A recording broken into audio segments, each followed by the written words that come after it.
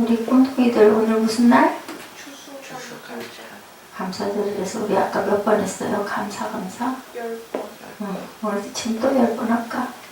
할렐루야 샬롬하고 우리 상대방들에게 감사를 10번 이상, 최소한 10번 이상 우리 오늘 많이 하죠. 감사를 매일매일 감사를 많이 하면 사단이 떠나갑니다. 자, 할렐루야 샬롬하고 인사하면서 감사합니다.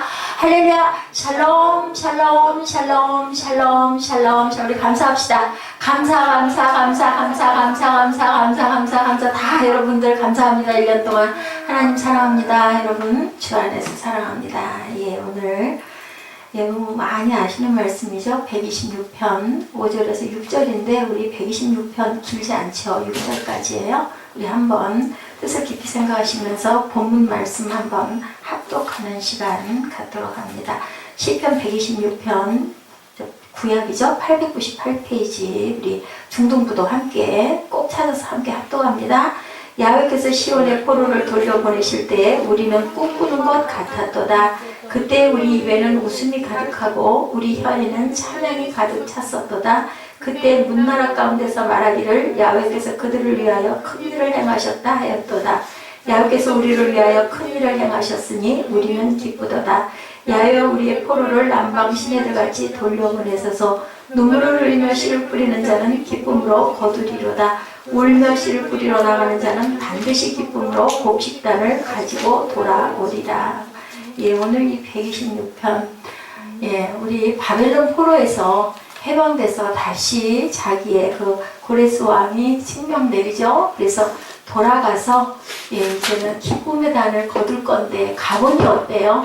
아주 황폐하죠. 예, 얼마 동안 거의 70여 년 동안을 던져놨던 예, 나라입니다. 거기에 이제 누가 아수르의 그 후예들이 살아서 막 뒤집어 섞여서 살고 있고, 그 예루살렘 성전은 다 파괴가 되고 성벽도 다 깨지고 엉망이에요. 근데 거기에다가 갔으니 그죠? 내 나라라고 이제 포로에서 해방이 돼서 해방을 해주니까 고국 찾아갔는데 정말 기가 막히거든요. 그래서 눈물을 흘리며 씨를 뿌려야 되는 그런 상황이에요. 예, 오늘은 무슨 날이에요? 추수감사주일로 다음 주에 지키시는 분들도 있고요. 교회마다 11월 첫째 주를 추수감사주일로, 심지어는 우리 그 추석 그 이후 그 다음 주 정도를 추수감사주일로 나름 정해서 지키시는 분들도 있어요. 근데 예, 지금 보면 농사 일을 하시는 분이 많지 않아요. 아까 우리 세빈예배에서도 말씀드렸지만 꼭 농사한 그 추수의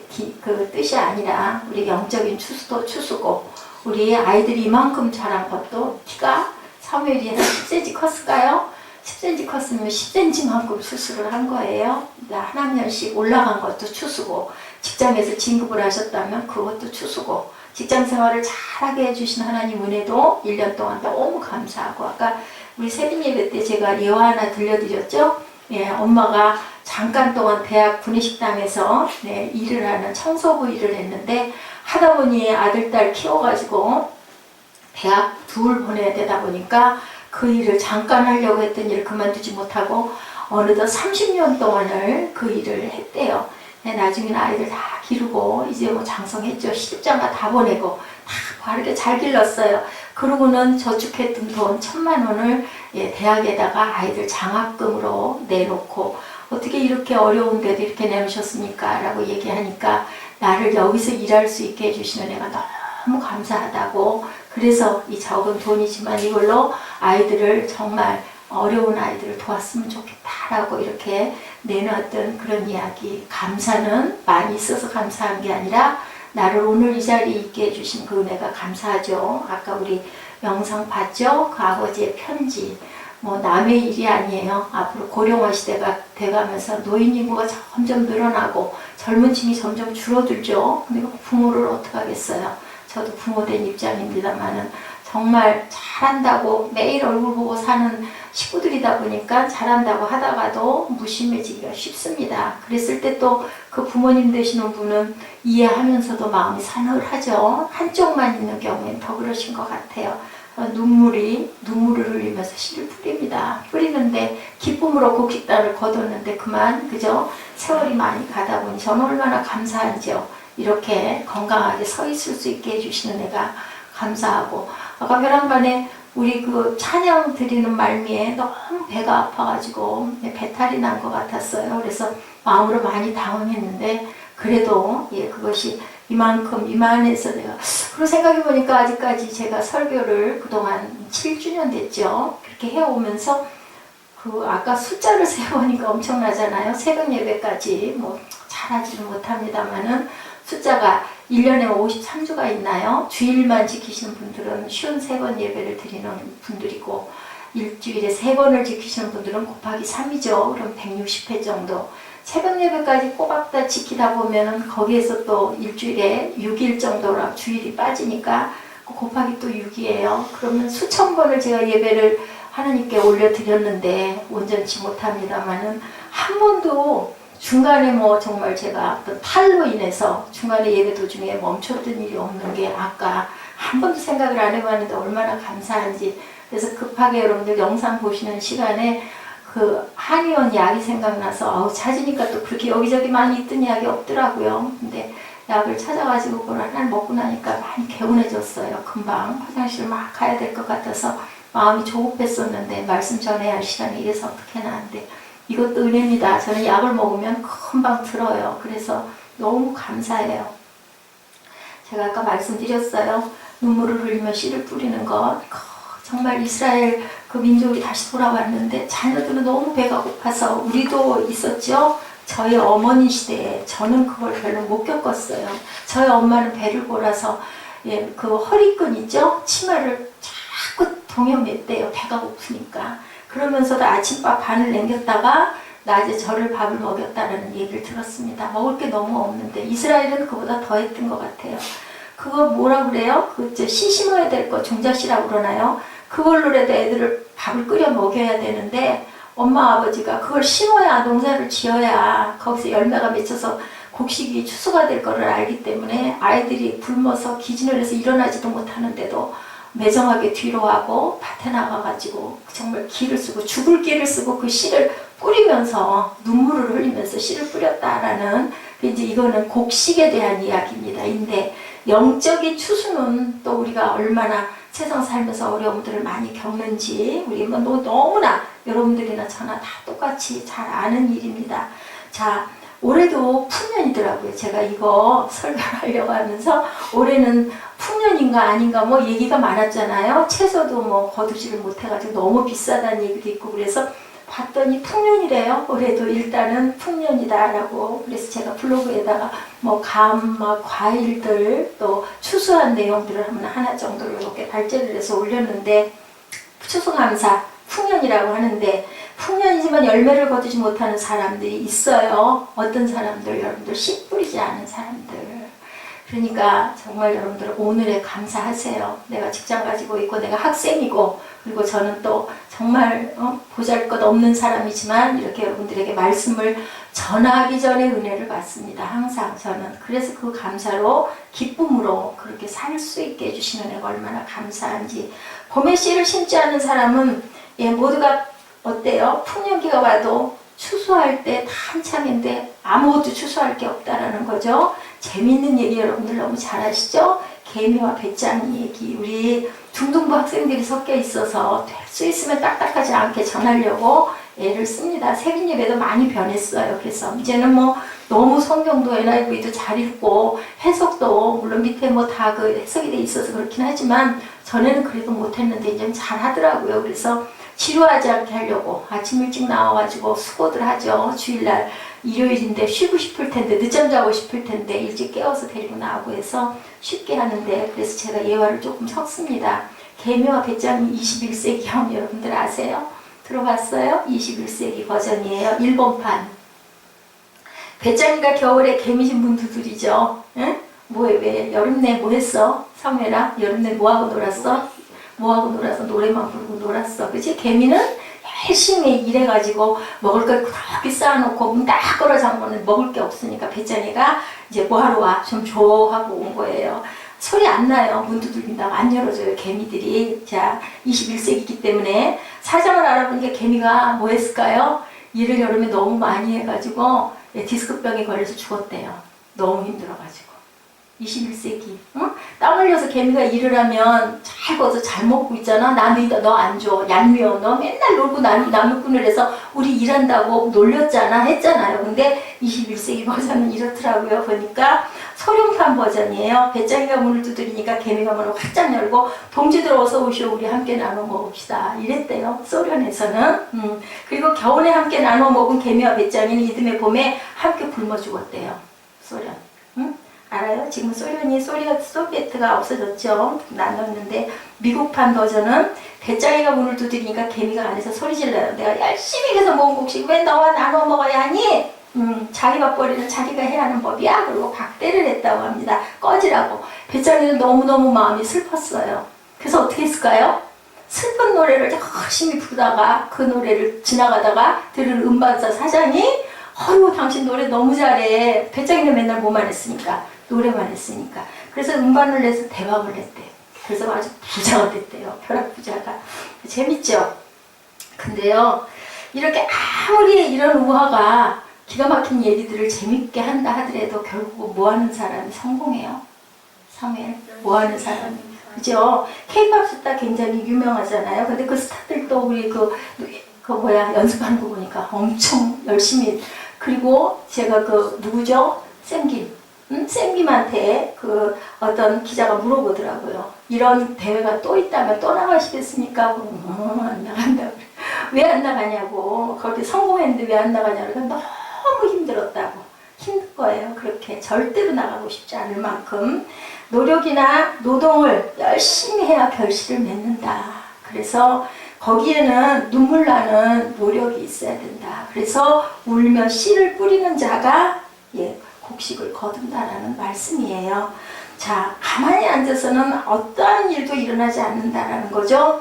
내게 기쁜 미래가 되려면, 그래서 그 얘기가 있죠. 오늘을 보려면, 오늘 그 사람의 모습은 우리의 과거에 살아온 모습, 그리고 앞으로 갈 모습은 내가 지금 무엇을 하고 있는지, 어디를 가고 있는지가 가장 중요하다고 그래요. 제일 중요한 것, 여러분에게 하나님이 주신 게 뭐예요? 오늘이라는 시간. 오늘 하루하루를 열심히 기쁘게 사시기 바랍니다. 자, 야훼께서 우리를 위하여 큰 일을 행하셨으니 3절이에요. 우리 본문 5절, 6절이 중점이었지만 3절 읽어봤죠. 전체에서는 3절이 중심인데요. 시편 126편에서 가장 중요한 구절은 3절입니다. 뭐라고 그래요? 야훼께서 우리를 위하여 뭐를? 큰 일을 행하셨으니 우리는 기쁘도다. 무슨 큰 일을 행하셨을까요? 여기가 지금 언제라고요? 바벨론 포로에서 막 돌아왔을 때 포로에서 해방시켜 주셨으니 큰 일을 이루신 거예요. 하나님께서. 그죠? 70년 동안 왜? 너무 우상을 섬겨서 바벨론에 종살이를 시키셨어요. 누가? 하나님이. 우리가 생각할 때는 바벨론에게 점령당해서 포로가 돼서 가가지고 그죠? 종살이를 한 것 같지만 그 위에 하나님께서 너희들 이렇게 놔뒀다가는 아주 버리겠구나 해서 종살이 시켰다가 이제는 너희들 조금 깨달았니? 하고 다시 되돌린 거예요. 누구를 통해서? 적군의 왕을 통해서, 고레스 왕을 통해서. 그래서 그 큰일인데 그래서 기쁘다라고 고백을 해요. 먹을 게 아무것도 없어도 내 나라를 찾았기 때문에 기쁜 거예요. 그죠? 우리는 36년 동안 일본 치하에서 우리 나라가 없었어요. 그런데 이 사람들은 어떻게 했어요? 70년 동안 나라를 잃어버리고 살았어요. 그래서 털을 잘 잡고 살았음에도 불구하고 나라에 돌아가라 하니까는 돌아갔어요. 그래서 그렇게 먹을 게 없어도 그 사람들은 기쁘다고 얘기를 합니다. 야훼께서 시온의 포로를 돌려보내실 때 우리는 꿈꾸는 것 같았도다. 1절이죠? 2절에 그때 우리 입에는 웃음이 가득하고 우리 혀에는 찬양이 찼다. 돌려보내주니까 너무 기뻐서 입술에는 찬양이 찼다. 그때 문나라 가운데서 말하기를 야훼께서 그들을 위하여 큰 일을 행하였다 하였도다 라고 얘기합니다. 그래서 나는 지금 기쁘다. 언제? 과거, 현재, 미래 어디예요? 현재. 나는 지금 기쁘다. 제일 중요한 게 여러분들 현재입니다. 자, 1, 2절은 뭐예요? 과거의 경험이에요. 우리가 이러이러했었다라고 얘기하죠. 시온의 포로를 돌려보내실 때 우리는 꿈꾸는 것 같았고 그러그러했는데 지금 나는 여기 오니까 기쁘다. 그리고 5절, 4절, 5절, 6절은 미래에 대한 이야기입니다. 야훼여 우리의 포로를 남방 시내들 같이 돌려보내소서.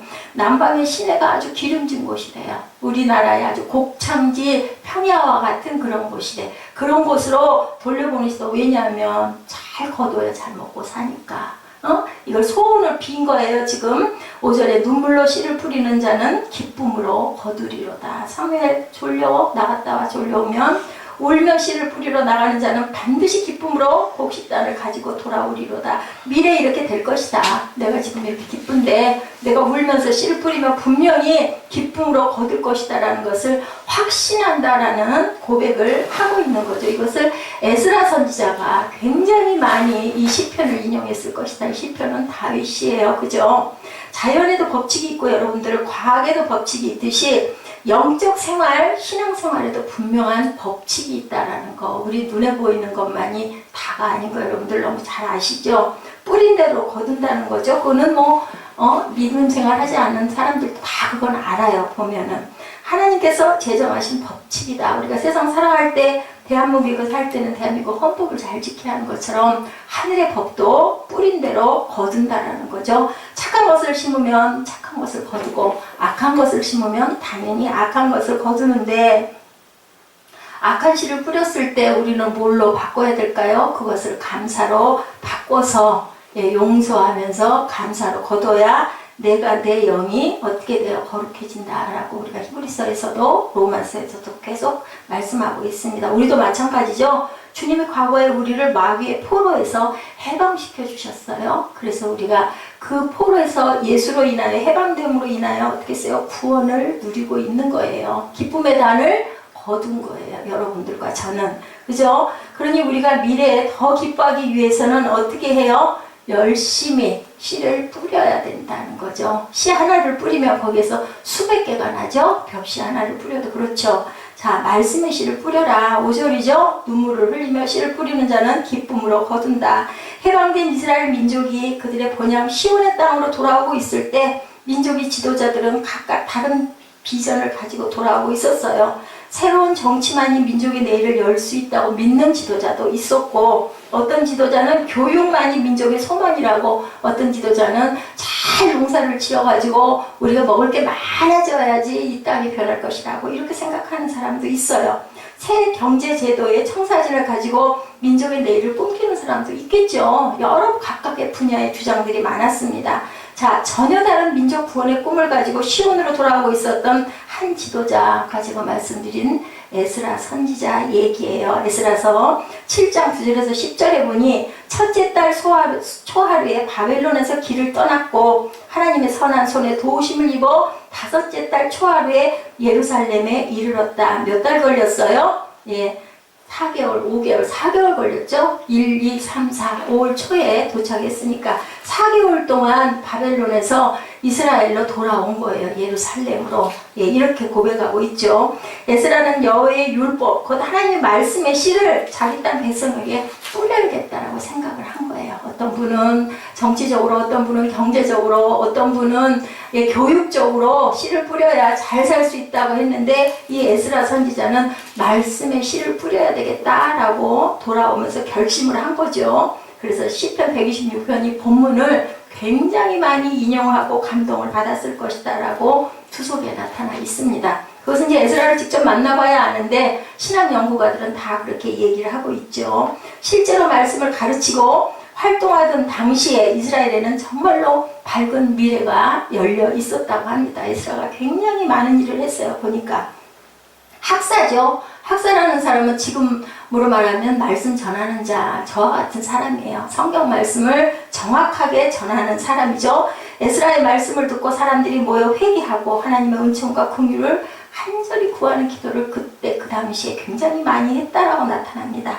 오늘날에도 학사 에스라처럼 하나님의 말씀에 씨를 뿌려서 백성들을 회개로 인도하는 종이 정말 절실히 필요하다. 나라 대통령이 어떻다고 하죠? 저는 잘 모릅니다만은 어쨌든 참 씁쓸해요. 그죠? 어떻게 이단이 대통령을 조종했을까? 그럼 우리 국민들은 뭘까? 우리 교단들은 다 뭐하고 있었을까? 이런 생각이 듭니다. 성경은 우리 하나님을 농부로 묘사하죠. 요한복음 15장 1절이죠. 나는 참 포도나무요 내 아버지는 농부다 라고 얘기합니다. 곡식에 대한 이야기도 눈물로 씨를 뿌려야 되고 말씀에 대한 씨도 여러분들 눈물로 씨를 뿌려야 됩니다. 그렇기 때문에 우리는 끊임없이 성경을 바로 알아야 되고 시대도 알아야 되고 그때의 제도도 알아야 되고 그때의 풍습도 알아야 됩니다. 지형적인 것도 어느 정도는 알아야 됩니다. 그냥 건기가 언제고 우기가 언제고 어떻게 농사를 지어서 그들이 먹고 살았으며 왜 그렇게 척박한 땅이었는데도 불구하고 그 민족은 그렇게 부강한 나라가 되고 그렇게 석학들이 많이 나왔는지도 우리가 알아야 되는 거죠. 어린 날부터 밥상 기도가 시작이 되죠. 예, 3살 막 돌만 지나면 앉혀놓고 모세 오경을 줄줄 외우게 했어요. 그래서 그렇게 머리가 좋아져서 저도 우리 교회 꿈동이들을 성경을 외우게 하려고 잠언을 엄청 열심히 외우게 했습니다. 외우다 보면 엄청 잘 외우거든요. 외우는 것도 습득이 되고 이력이 나면 굉장히 잘 외워요. 그래서 그것을 하려고 그러는데 그만 중간에 휴대폰이 들어오면서 그냥 그게 깨져 부서져 버리더라고요. 어린 날은 참 잘들 외웠었어요. 뭐 그 긴 구절 영어도 뭐 줄줄 외우고 사도신경도 줄줄 외웠죠. 제가 주기도문을 지금 영어를 끊지 않는 이유는 그거 잊어버릴까 봐. 그냥 우리말로 하면 해도 좋은데 그러면 그나마 그거 주기도문 외워놓은 것도 잊어버릴까봐 계속 시키고 합니다. 자, 그래서 그의 자녀들인 우리 역시도 농부들이에요. 예수님께서 나는 포도나무고 너희는 내 아버지는 농부라고 얘기하셨기 때문에 농부에게 제일 중요한 건 씨와 밭과 열매예요. 한 가지만 있어서는 안 돼요. 씨가 있어도 심을 밭이 없으면 안 되죠. 밭도 어떤 밭? 잘 기경돼서 좋은 옥토밭이어야 한다라고 말씀에 나타나 있습니다. 그리고 나면 열매인데 여러분들 열매 잘 심었어요. 좋은 밭에다가 좋은 씨를, 종자 씨를. 그죠? 근데 심었는데 그거 하나 누가 주셔요? 위에서 공기 주시고 햇빛 주시고 비 주시지 않으면 그 열매가 맺혀서 거둬줄 수가 없다라는 것. 마지막은 누가 하세요? 예, 말하죠. 바울도 말하죠. 나는 심었고 아볼로가 물을 줬는데 기르시는 이는 하나님이시라고 합니다. 그렇기 때문에 모든 것, 이 말씀의 기본은 모든 것들을 운행하시는 분의 열쇠는 하나님께 있다는 것을 말씀하신다는 것. 내가 아무리 열심히 일을 하고 열심히 노력을 해도 우리 중심이 어디 있느냐에 따라서 우리가 축복을 받기도 하고 어려운 고난이 계속되기도 한다는 것을 우리가 꼭 아셔야 됩니다. 그렇게 하나님께서 열매 맺도록 도와주시지 않으면 이스라엘이 그렇게 비가 없는 나라이기 때문에 하나님께 더 매달린 거예요. 농사를 지어야 되는데 비가 안 오니까 기도할 수밖에 없었던 거죠. 기도가 아니면 이 사람들은 살 수가 없어서 이스라엘이 430년 동안을 나라를 잃어버렸어도 그 나라를 누군가가 완전히 먹어버리지를 못해요. 먹히지를 못하는 이스라엘. 지금도 이스라엘이라는 나라가 있지 않습니까? 중간에 그렇게 잃어버려. 그런 나라는 세계적으로 아무 데도 없어요. 이스라엘 외에는. 그 사람들의 영혼은 무엇도 누구도 정복을 할 수가 없다고 합니다. 왜냐하면 성경 말씀이 그들 마음속에 살아있기 때문이죠. 농사가 불가능하기 때문에 씨를 뿌리지 않고는 열매를 맺을 수가 없다. 근데 씨를 뿌리는 것도 하나님이 길러주시지 않으면 좋은 열매를 맺지 못한다라는 거죠. 아무리 배가 고파도 그 씨는 먹어서는 안 되는 거예요. 그래서 그 이스라엘 민족들은 종자씨는 자식이 울어서 굶어서 죽게 생겼어도 절대로 먹지 않았다라는 거죠. 이거 굉장히 중요한 얘기입니다. 근데 요즘은 어때요? 종자씨라도 먹어버려요. 그 씨는 독성이 있어요. 여러분들 알죠? 종자씨들은 감자도 쌍할 때 여러분들 봄철에 보면 겨울에 못 먹었던 감자들 어떻게 변해? 퍼렇게 변해요. 그게 사람이 먹으면 독성이 있어요. 여러분들 저기 유정란 알죠? 유정란 싸다고 계란 사서 보면 속에 빨갛게 씨가 있죠. 그거 걷어버리고 우리가 먹기는 하는데 사실은 그것도 먹지 말아야 되는 거예요. 생명체가 안에 있기 때문에. 피는 레위기에도 먹지 말라고 그러시거든요. 귀한 뜻들을 갖고 있습니다. 고추 한 개의 씨가 얼마나 많이 들어있는지 씨 하나에 고추가 약 200개 들어있다고 이렇게 얘기하고 있어요. 그렇기 때문에 씨가 작다고 절대로 과소평가를 해서는 안 된다. 우리 인생을 다른 말로 하면 씨를 뿌리는 인생이다. 여러분들 열심히 귀한 씨를 아주 잘 보존하시고 그 씨 먹어버리지 말고 잘 뿌리셔서 귀한 열매를 맺으시기 바랍니다. 눈물을 흘리며 씨를 뿌리는 자는 이렇게 기쁨의 단을 거둔다. 울며 씨를 뿌리러 나가는 자는 반드시 기쁨으로 곡식단을 들고 들어온다고 하나님 말씀하셨으니까 맞거든요. 씨를 뿌리는데 기쁘고 즐겁게 뿌리는 게 아니라 눈물을 흘리고, 왜냐하면 그때 그 상황이 너무 애처로울 정도로 가난하고 힘들었기 때문에, 그리고 또 영적으로도 너무 메말라 있기 때문에 오죽이나 하면 에스라가 자기 유대 땅에서 얼마나 그 애국 땅에서 잘 살고 부유했던 사람이 에스라는. 근데 일부러 그 가난한 자기 나라로 돌아간 거예요. 말씀을 가르쳐서 이 나라를 세워야 되겠다 이런 뜻을 가지고 학사 에스라가 자기 고향으로 돌아간 내용이 나와 있습니다. 그래서 곡식의 시도 중요하지만 영적인 말씀의 시도 이렇게 중요하다는 거죠. 그들은 타국의 포로가 되어서 70년을 노예로 살았죠. 자, 살아야 하는 신앙적 피해를 겪으면서 박해와 학대 가운데 살아야 했는데 이제 하나님의 은혜로 고국으로 돌아왔는데 보니 정말 더 기가 막힌 거예요. 원래 살던 그 터전은 그래도 어느 정도 터전이 형성이 됐겠죠. 70년이 됐으니까 1세대들은 다 죽고 2세대도 죽고 그 다음 세대들 그죠? 2세라고 그러나요? 3세라고 그러나요? 이 사람들이 뭐 그렇게 자기 고향에 대한 그런 애국심이 있었겠어요? 그 살아있는 그 1세대들 몇몇 명이 제사장들이 먼저 출범을 하죠. 그래서 1차, 2차, 3차로 포로 교환이 시작이 됩니다. 거기에 에스더라가 중간에 들어가서 말씀을 가르치기로 작정을 하는 거죠. 말씀밖에 이 민족을 살릴 수가 없다라고 결심을 한 거죠. 얼마나 기뻐했는지 1, 2절에 야훼께서 시온의 포로를 돌려보내실 때 우리는 꿈꾸는 것 같았다라고 이렇게 말합니다. 우리 입에는 뭐가 웃음이 가득하고 혀에는 찬양이 찼다. 이거는 아주 웃고 찬양하느라고 여념이 없었다라는 얘기를 하고 있죠. 예, 그때 문나라 가운데 말하기를 야훼께서 그들을 위하여 큰 일을 행했다. 예, 꿈인지 생시인지 모를 정도로 백성들이 정말로 즐거워했다. 모처럼 웃음꽃이 피었고 찬양 소리가 울려 퍼졌어요. 하나님께서 베푸신 은총에 감사하며 꿈에도 그리던 고향 땅으로 돌아가 보니 산 넘어 뭐라 그래요? 산이에요. 그죠? 첩첩산중. 그러면 좀 좋으면 좋은데 가나안 땅 어땠어요? 들어가려고 하니 안악사 자손들이 버티고 있어서 첩의 여리고 성을 정복해야 되고 이제 전쟁이에요. 가진 것 아무것도 없고 40년 동안 광야 생활에서 너무너무 지치고 힘들고 근데 그냥 가서 편안하게 딱 살게 하나님이 차려주시면 얼마나 좋겠어요. 근데 이제부터 전쟁 싸워서 이겨야 돼요.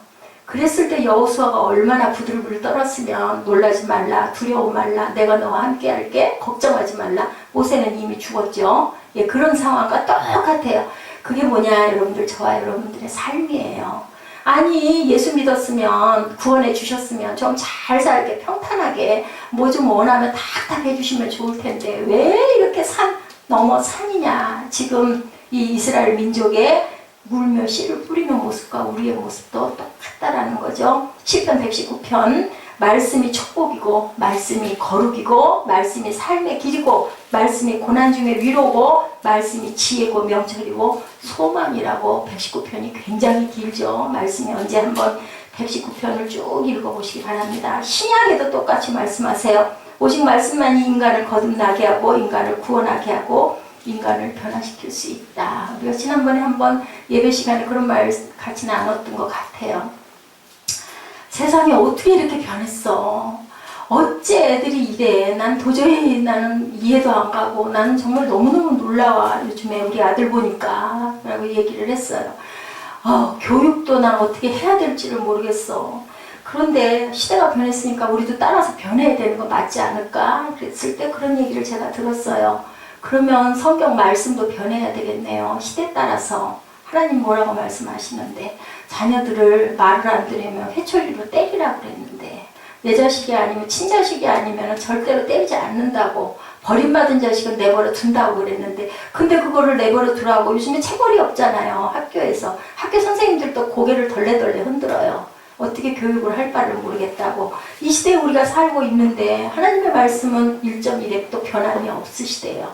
예, 2000년 전이나 오늘이나 성경이 안 변했잖아요. 제가 그 생각을 보면 이 66권이 가끔 내용이 변해야 되겠는데 근데 안 변하거든요. 뭐 개역 개정이니 뭐 통합이니 뭐 이런 이름으로 아니면 좀 쉬운 성경이니 이렇게 조금씩 좀 편하게 읽을 수 있게는 변하지만 내용은 1.1획도 안 변해요. 그리고 주석은 원어 주석은 똑같거든요. 근데도 1000년 전에 있었던 말씀이 오늘도 우리가 은혜를 받는다라는 거예요. 그러면 하나님 말씀대로 교육해야 되는 게 맞는 거예요.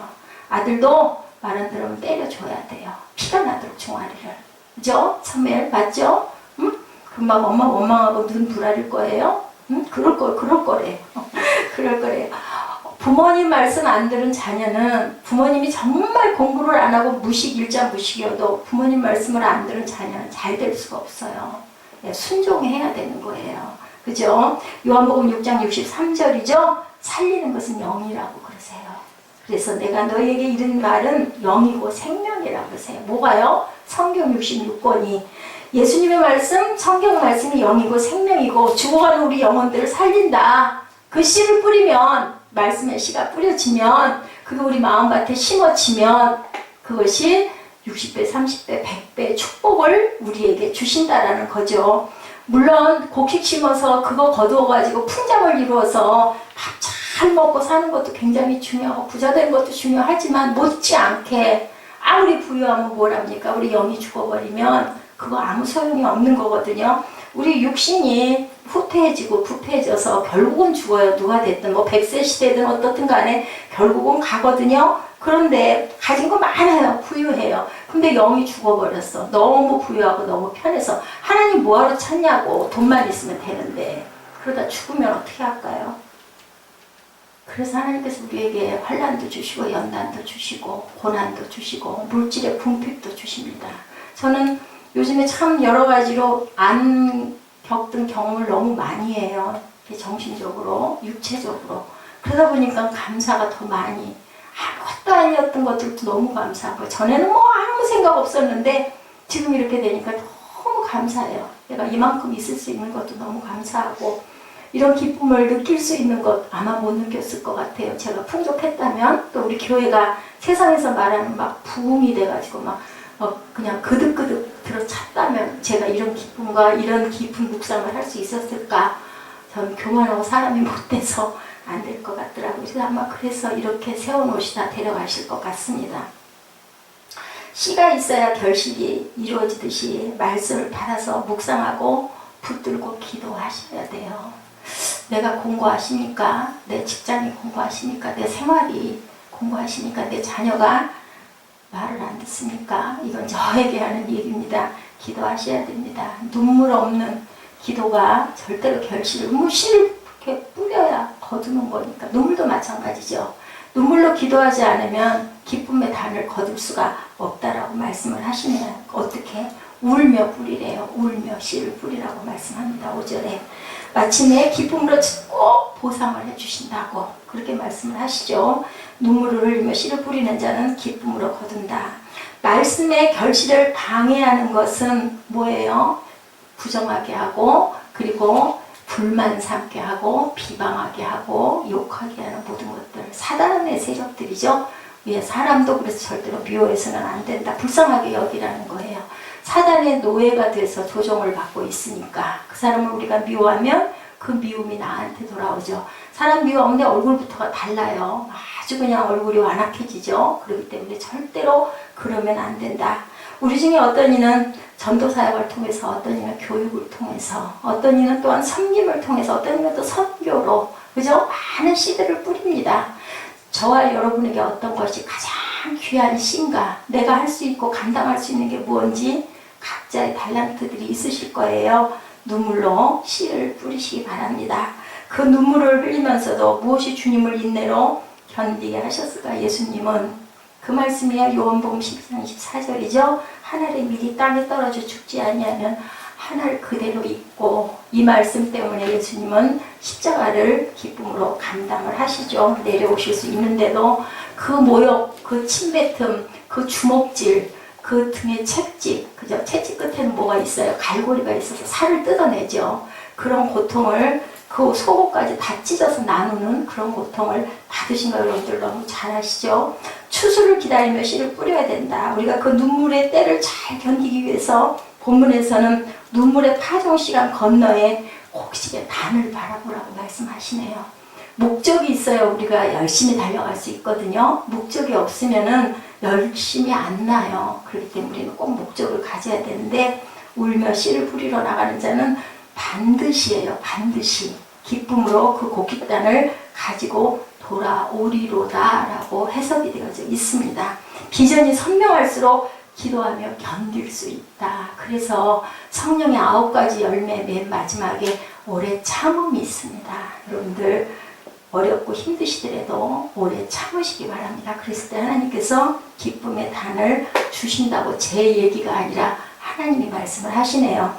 4절에 그 희망을 노래하죠. 아까 제가 잠깐 말씀드렸죠. 남방 시내들 같이 돌려보내서 이게 도대체 무슨 뜻인가 모르시는 분도 있으실 것 같아서 남방 시내가 생기기 시작하면서 추수가 준비된다고 합니다. 거기에 시내가 흐르고 있기 때문에 어디든지 평야에는 물을 끼고 있거든요. 근데 그 척박한 이스라엘의 광야에 남방 시내는 항상 흐른다고 그래요. 그게 시작이 되면서 추수가 시작이 된다고요. 이런 가을의 비전을 바라보고 여름의 마지막 더위를 견디고 씨를 뿌리는 사람들만이 가을 거지를 잘 할 수 있다. 여러분들 라이너 마리아 릴케 시 가을날 잘 아시죠? 제가 굉장히 좋아합니다. 주여 때가 되었습니다. 여름은 참으로 위대했습니다. 당신의 그림자를 해시계 위에 놓으시고 벌판에는 바람을 풀어 주시옵소서. 마지막 열매들을 결실토록 명하시고 보다 따뜻한 이틀만 더 허락하옵소서. 우리 여름에 추석 때 보면은 막 여름에 낮에 한낮에 찌죠. 따끈따끈하게. 그래야 벼가 익는다고 하죠. 아마 이 말씀인 것 같습니다. 그것들은 익음으로 재촉하시고 강한 포도주의 마지막 감미를 불어 넣으시옵소서. 그것은 사람이 하는 일이 아니라 하나님이 하시는 일이다. 우리가 돌보고 가지치기도 해주고 포도도 그죠? 그런 것들을 북도 돋아주고 뭐 잘 영양도 주고 잘해야 주지만 결국은 하나님이 따끈한 태양과 빛을 주셔야 이 포도가 결실을 맺는다는 거죠. 바울 사도도 같이 말씀합니다. 우리 너무 좋아하는 말씀이죠. 갈라디아서 6장 9절입니다. 우리가 선을 행하되 낙심하지 말지니 포기하지 아니하면 때가 이르매 거두리로다. 자, 이 위대한 인생의 가을 추수기를 준비하는 마지막 위대한 인생의 여름의 시간 지금 우리가 살피 지나갔습니다. 이제 가을이죠. 그래서 추수감사절을 추석 말미로 정해서 요즘에는 우리 절기에 맞게 추수감사절을 지내는 교회들도 있다고 합니다. 근데 저는 비슷한 게 맞다라고 생각을 해서 두 번째, 세 번째 주를 추수감사 주일로 11월 한 달을 감사의 달로 그렇게 해서 우리가 정말 감사를 많이 하다 보면 우리가 그냥 지나쳤던 일상도 감사하다 보면 정말 감사할 게 너무 많아요. 아유 도대체 우리 아이는 왜 저래? 근데 생각해보니까 아유 그래도 건강하게 살고 잘하고 엄마를 좋아하니 얼마나 고마워요. 감사할 제목들이 너무나 많은 거죠. 공부를 좀 못해도 그래도 건강하니 얼마나 감사해요. 정말 감사할 게 많습니다. 눈물을 흘리며 씨를 뿌린다고 그러죠. 울며 씨를 뿌린다고 합니다. 결과가 추수 때가 되어서 엄청나게 많은 열매를 맺게 해주시겠다고 하나님 말씀하십니다. 맞겠죠? 여러분들 항상 풍성한 열매 고린도후서 9장 10절에 심는 자에게 씨와 먹을 양식을 주시는 이가 너희 심을 것을 주시겠다고 말씀하세요. 그러니까 심을 것을 내가 꼭 줄 테니까 꼭 그거는 놔뒀다 먹어버리지 말고 꼭 심어라. 심어야 너희가 거둔다. 씨는 번식을 위해서 존재하지 절대 양식이 아니라는 것. 씨앗에 대한 관리 부실에서 우리가 항상 그것의 생명을 잃어버리게 한다. 어떤 사람들은 욕심이 나서 씨를 심을 때 막 그걸 짝에서 심는 사람들도 있다면서요. 뭐 3등분, 4등분. 그러면 결국은 그가 좋은 열매를 맺거나 그게 한 알에 미리 죽어서 완전히 죽어서 그게 결실을 이루지 못한다고 그래요. 몸이 트지를 않는다고 합니다. 우리가 항상 그러한 마음을 가지고 하나님의 그 법칙대로 심고 거두시기를 주님의 이름으로 축복합니다. 신앙생활하는 것, 헌금하는 것 이런 부분들도 항상 우리에게 걸림돌이 될 때가 많죠. 자, 어떤 그 자매님의 얘기예요. 이거는 그냥 간증인데 여러분들 실제로 있었던 일이니까 말씀드릴게요. 사역을 하는 어떤 찬양 사역자의 간증인데요. 남편의 사업이 부도가 났대요. 열심히 찬양 사역을 했는데 가족들이 뿔뿔이 흩어지고 마지막 남은 집을 처분해서 빚을 갚아야 하는 위기였다고 합니다. 그때부터 금식하며 집이 빨리 팔리도록 기도했다고 그래요. 근데 집이 팔렸답니다. 급한 빚을 정리하고 보니까 돈이 1,200만 원이 남았대요. 근데 이제 이거 가지고 어디 월세방을 얻거나 해야 되는 상황인데 자, 자, 근데 그게 30년 전 일이래요. 1200만 원이면 글쎄 지금 얼마쯤 될까요? 뭐 한 1억 가까이 되지 않을까 싶습니다. 어떻게 사용해야 되나 이걸 가지고 이제 이 남은 돈을, 이거 워낙 좀 있었던 사람들이었겠죠. 빚잔치를 해야 할지, 다 정리했지만 또 빚잔치가 개인들의 빚이 많아서 아니면 아이들과 살 작은 집을 얻을지 궁리를 하고 교회 가서 기도를 했다고 합니다. 하나님, 이 돈은 저의 마지막 돈입니다. 10원도 헛되지 않게 쓸 수 있게 해주옵소서 하고 지혜를 달라고 기도했대요.